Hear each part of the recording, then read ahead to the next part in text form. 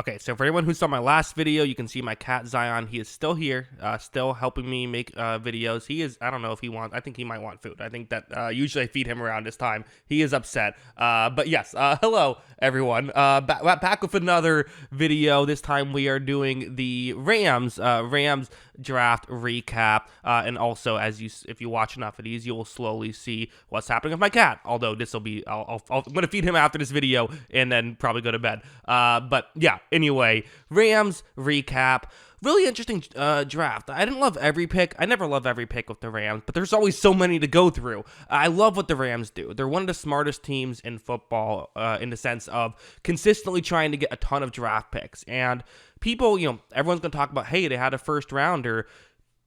People a lot of times talk about with the Rams how I feel like they sometimes learned wrong lessons with the Rams being able to win a Super Bowl without having the superstar quarterback. They traded for a quarterback instead of drafting it, that kind of thing. I think people say, oh, well, they traded first round picks. That's the key.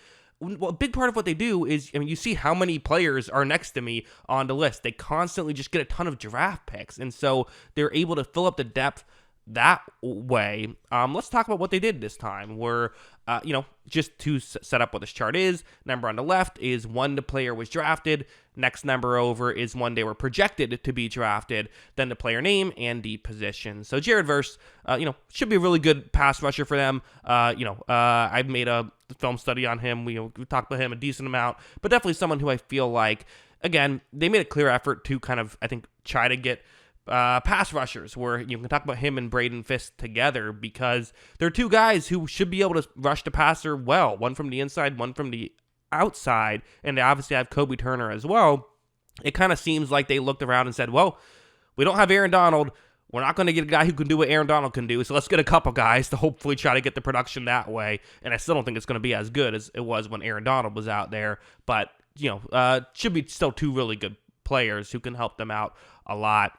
Blake Corum, I didn't love. I just don't know if he has the physical tools at the NFL level, and they already have a good running back. I know you want more than just one, but wasn't the pick I would have made personally. Was projected to go 74th, so you're on the right end of that. But still, wasn't a pick I was particularly crazy about personally. You didn't have Cameron Kitchens, the safety out of Miami, who is a player who, there were people that were very high on it. I think he's good, and maybe this could be even a better player than people realize. I think he's someone who the combine stuff wasn't great.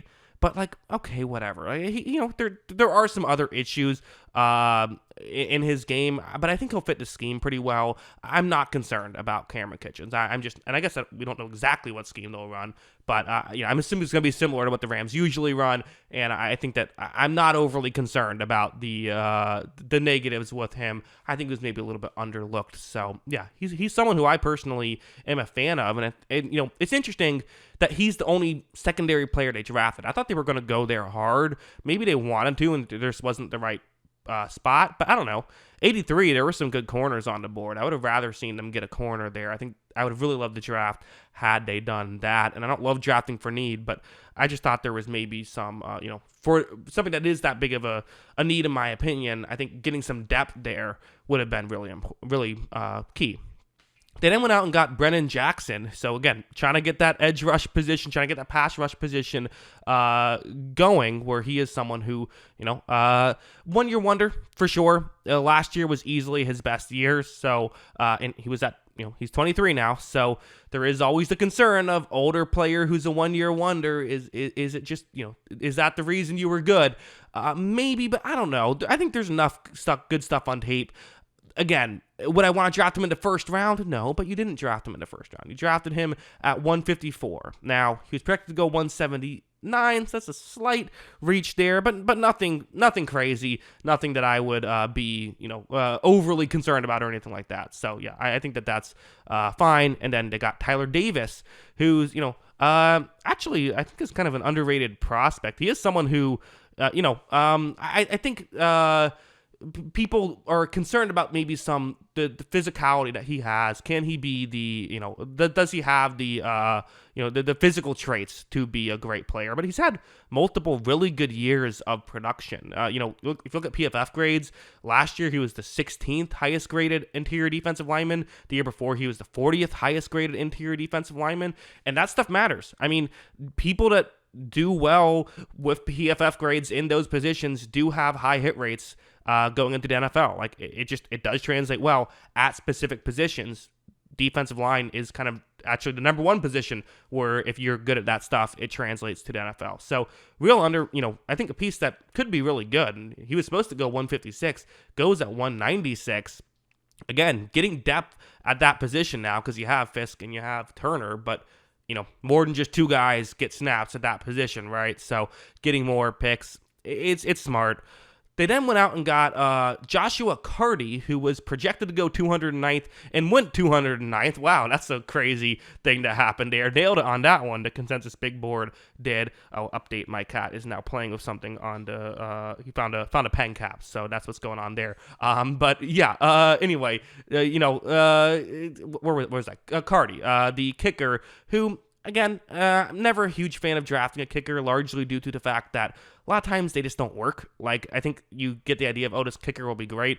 Really low hit rate, which is, I think kickers are actually important.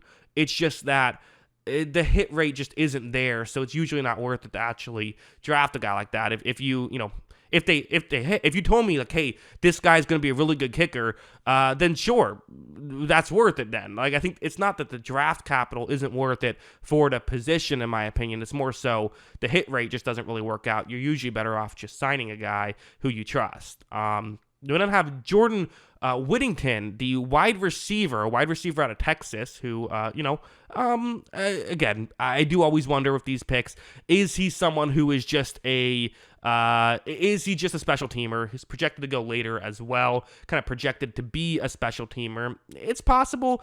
I don't know. I do think there is more upside. I do think they could maybe view him as someone who is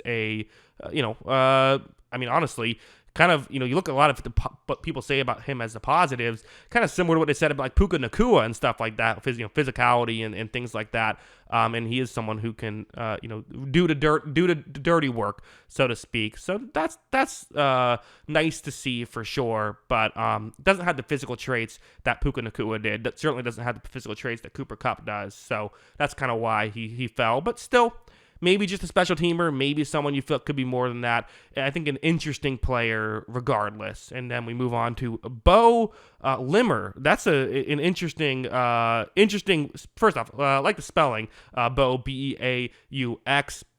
Someone who, again, has pretty good analytics at the center position for Arkansas. So for a guy you're drafting at 217, just to be a backup, really, he was projected to go 129th. So I do wonder why he fell as far as he did. It's an interesting. Sometimes these things happen, and you almost wonder, like, okay, are you bad in interviews? Like, what's going on here? Why did you fall so far? What does the NFL know that we don't? Because a lot of times the NFL is right when a guy falls that far. But still, there's reason to believe in someone like him.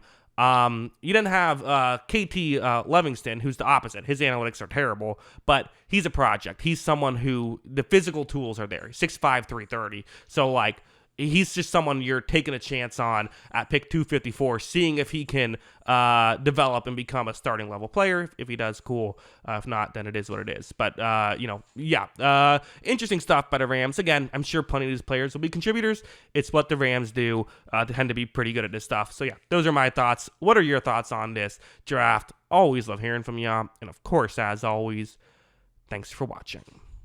Okay, update. He has found a toy. This is crazy stuff going on here right now with Zion.